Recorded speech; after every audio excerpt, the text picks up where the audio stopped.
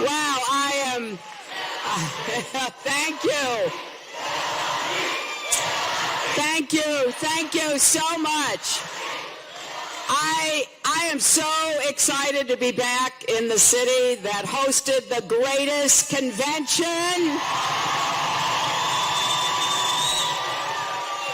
I can't tell you, as I've been traveling across the country, how many people have said to me how much they loved being in Philadelphia. And believe it or not, there are some people who hadn't been to Philadelphia before the convention, and they left loving this city, and I can't thank all of you enough for all the hospitality. I want to thank my longtime friend, Congressman Bob Brady. Thanks to Mayor Jim Kenney,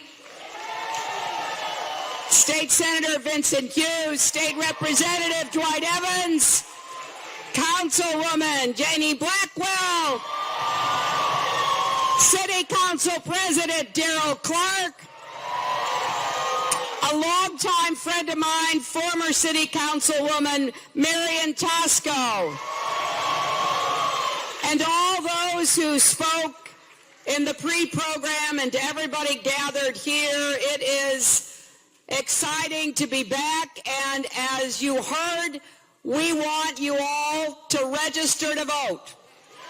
We have places to register because we don't want you on the sidelines come November.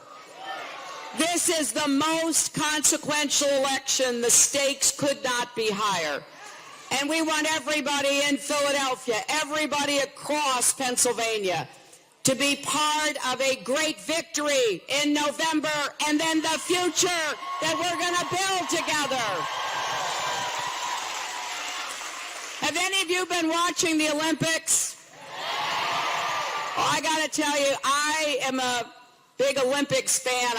Those athletes, what they give up, the sacrifice, the work. I understand that Philadelphia's own Nia Ali just made the first round heat in the 100-meter hurdles today. But Team USA is showing the world what this country stands for. I am proud of our team there, and I'm proud of the incredible teamwork that they show. I was thinking the other day, when Donald Trump speaks, he speaks about fear. He speaks about such negativity and such pessimism. And then I watch the Olympics, and it's exactly the opposite. You have young people going out doing their best every day to get prepared to compete. And that's what we're going to do in America. There is nothing we can't do if we put our minds to it. I was up in Scranton yesterday with Vice President Joe Biden. And we had a great day. Both Joe and I have roots in Scranton, so we saw a lot of people that we're related to, and a lot of people who tell us we're related to them.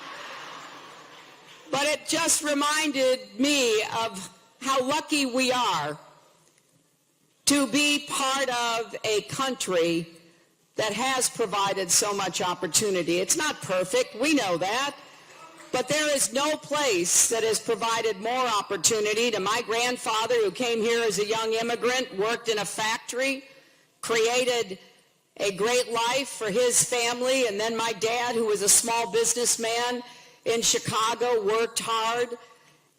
And I want that story to be true for every American family. And that is the principal motivation that I have in this campaign. People say to me all the time, I mean, how do you do it? They see me on TV, I'm in one state, then I'm in another state, then I'm in another state.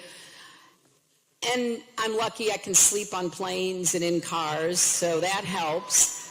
But what it's really all about is getting up every day and being motivated to make sure that every person in this crowd and every person in this Commonwealth and every person in this country has the same chance to live up to your dreams, the same opportunities that previous generations of Americans enjoyed.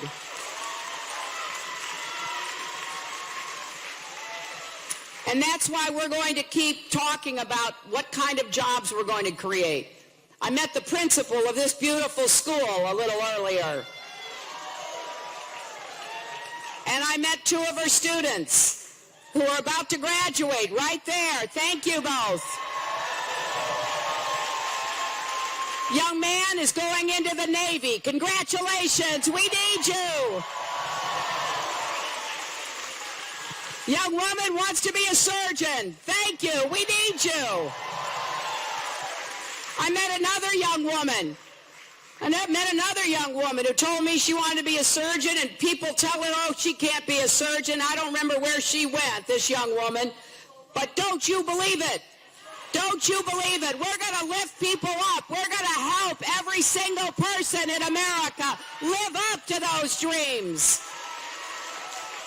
And we're going to do it by creating more good jobs, jobs in infrastructure, jobs in advanced manufacturing, jobs in clean energy.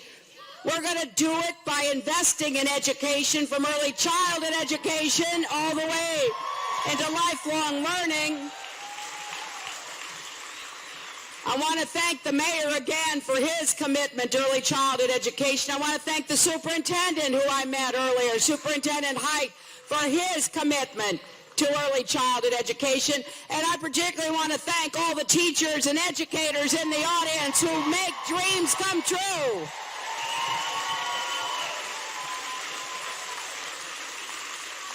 So I know what we can do together. But how are we going to pay for it? Well, I'll tell you how we're going to pay for it. We're going where the money is. We're going after the super wealthy. We're going after the corporations. We're going after Wall Street so they pay their fair share.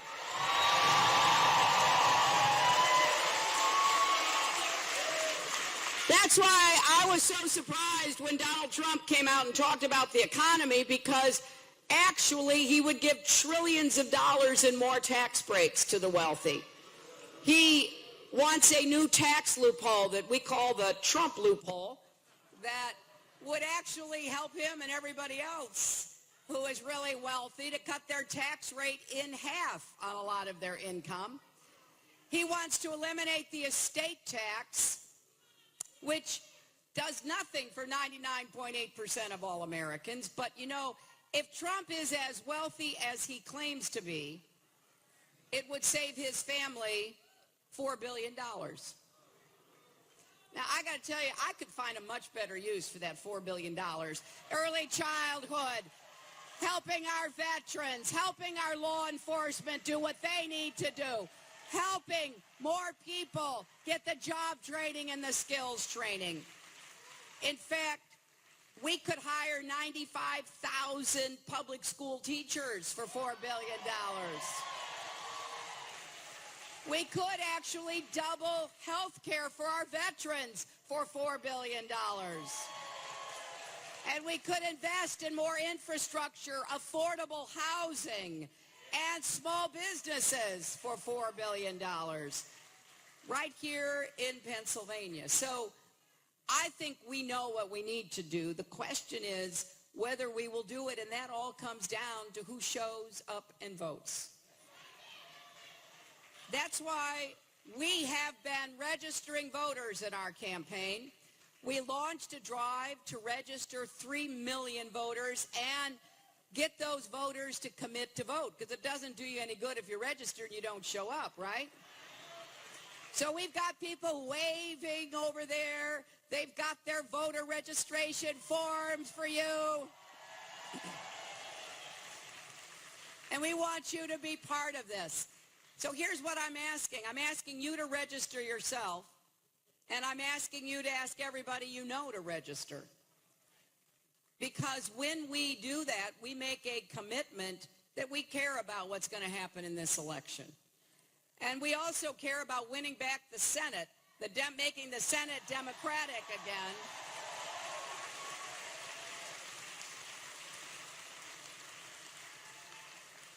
and trying to pick up some more Democrats in the House of Representatives. That will help too. You see, I have this old-fashioned idea, looking at our last two Democratic presidents, President Obama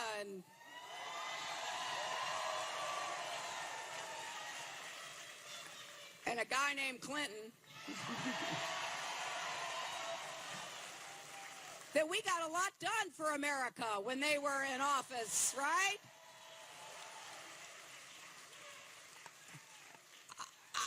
When I hear folks criticizing President Obama, I'm thinking, well, what don't they like? They don't like the fact that he helped us save the economy from the worst financial crash since the 1930s. They don't like the fact we now have 20 million more people who have access to affordable health care. They don't like the fact that his intervention saved the auto industry and imposed the toughest new rules on Wall Street. What don't they like? And when I hear people criticize Bill, I think, what don't they like? The peace or the prosperity? I mean, it's kind of hard to know. So don't be complacent, my friends, because even though we're doing fine right now, I'm not taking anybody anywhere for granted. We're going to work hard these next 85 days, and I can't do it without your help.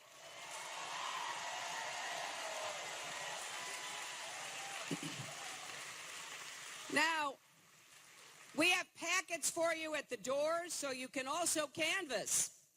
Meet your neighbors. Canvass across West Philly after this event.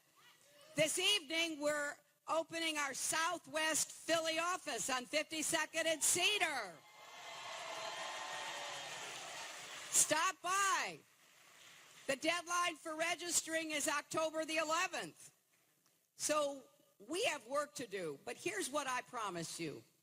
I promise you that we're going to go not only as hard as we can to win this election, but then to go as hard as we can to achieve the results that the country needs. And that's why I talk specifically about what I want to do. I know that some people make fun of me. They say, oh, she has all these plans, and you can go to my website and read my plans. But I'll tell you, you know why I do that? Because I want you to know what I'm going to try to do so that you can both help me and hold me accountable for doing what I told you I want to do.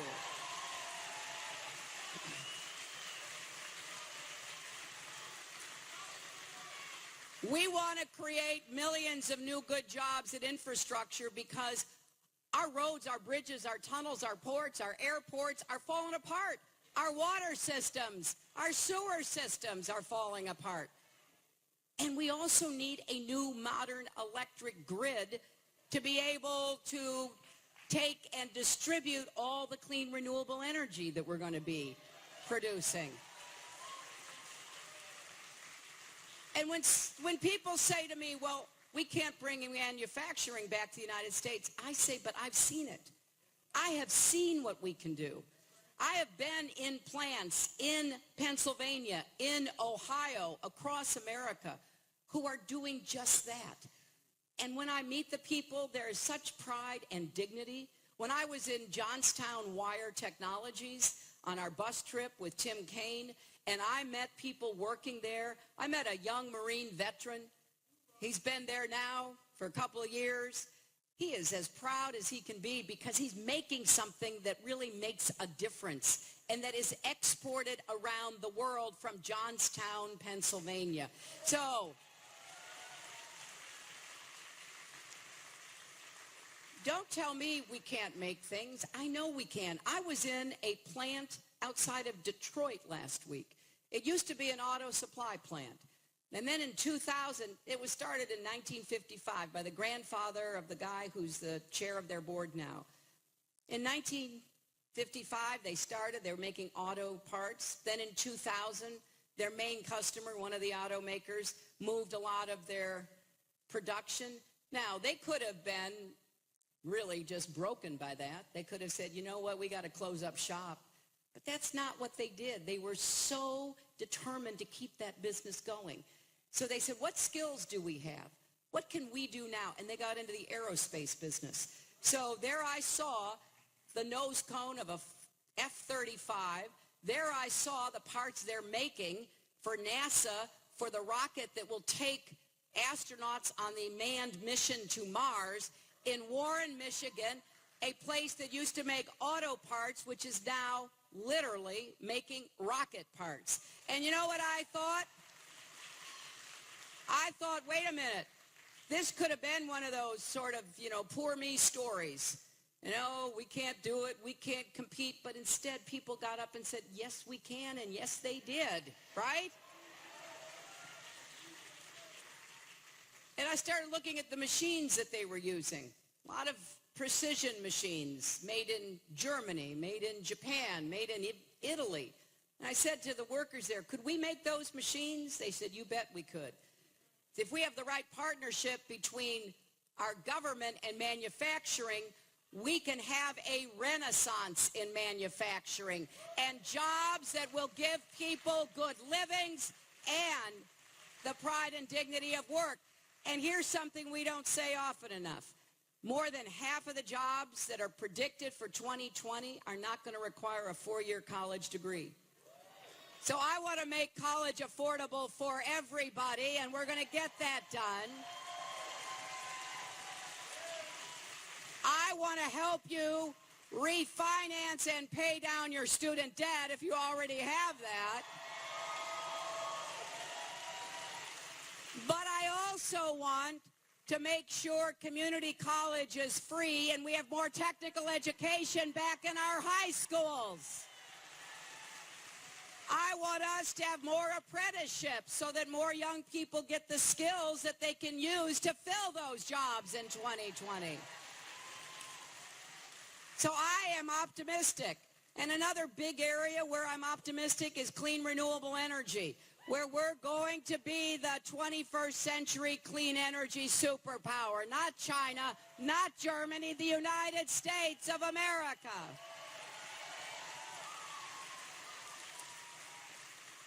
So I know we can do this. We got ourselves out of the worst financial crash. We're standing. Now we're going to start running again.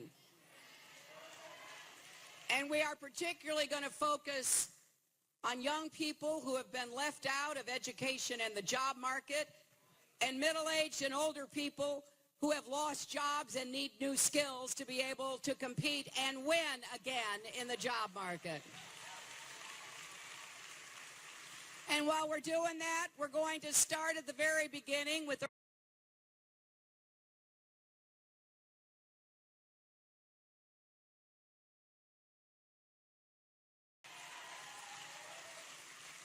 because we are stronger together, and we need all of our people to feel that they've got a shot. Even Abraham Lincoln talked about how important it was to give every American a fair shot in the race of life. That's what we've got to get back to. It's just wrong that some people do well and other people feel like they're never going to catch up. So I want to be a president for not only Democrats, but Republicans and independents too. I want to be a president for the struggling, the striving, and the successful. I want to be a president for those who voted for me and those who don't vote for me, because we are all in this together.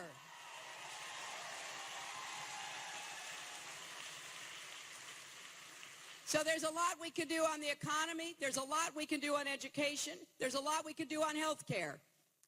We are going to build on the Affordable Care Act, and we're going to get the costs of premiums, co-pays, and deductibles down, and we are going to tackle the high cost of prescription drugs. And we are going to do more to help people deal with mental health and addiction problems.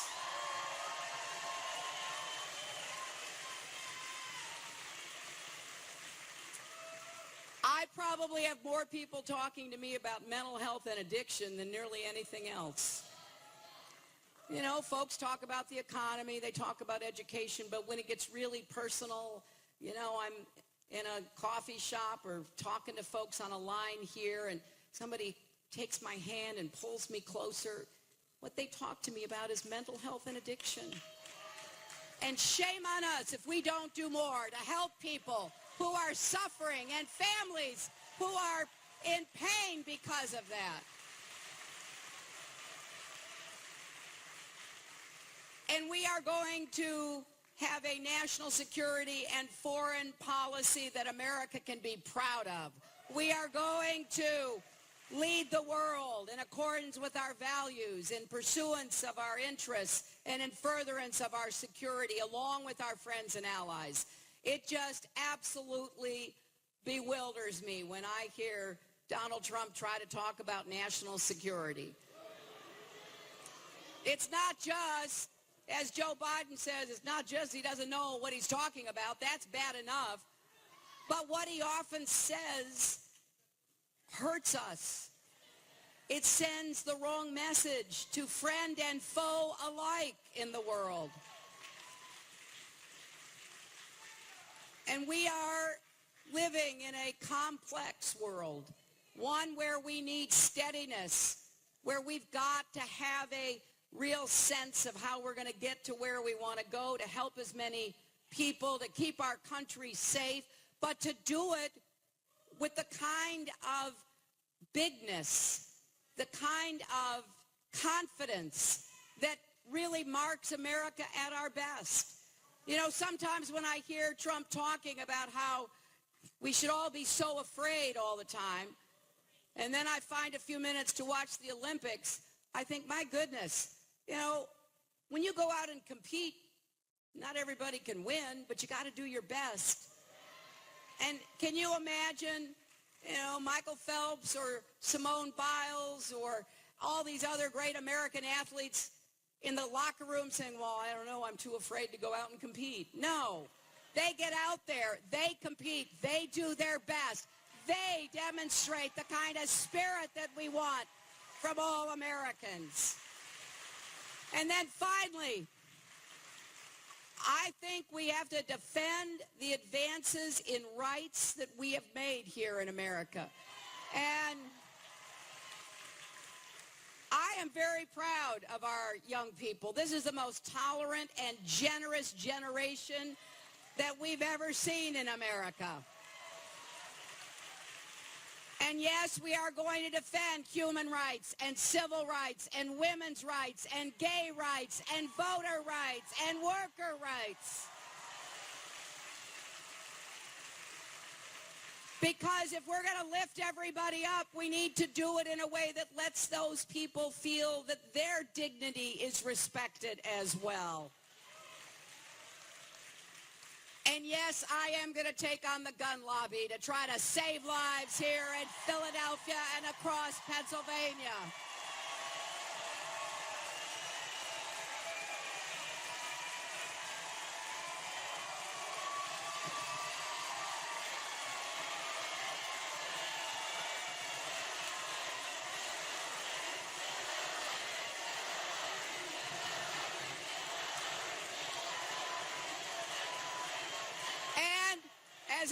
As I said here in Philadelphia in my speech, that doesn't mean I want to abolish the Second Amendment.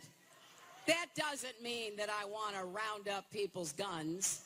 What that means is I want to keep you from being shot by somebody who shouldn't have a gun in the first place. We can't let this go on. We need comprehensive background checks. Close the gun show loophole, the online loophole. We need to pass a law finally that says people who are on the terrorist watch list can't buy weapons in America. So I'm excited about what we can do, but first we got to get there. So let me thank you for being out here on a hot August afternoon at this beautiful high school. And let me ask you to be sure to register to canvass to be part of this campaign. because I'm not trying to just win an election. I'm trying to build a base of voters who understand that we've got to stand up for these rights. We have to work for these causes. We have to be committed to these goals, who will get up with me after the election and work to make sure that we actually deliver the results that we all know we need. So, my friends, let's go to work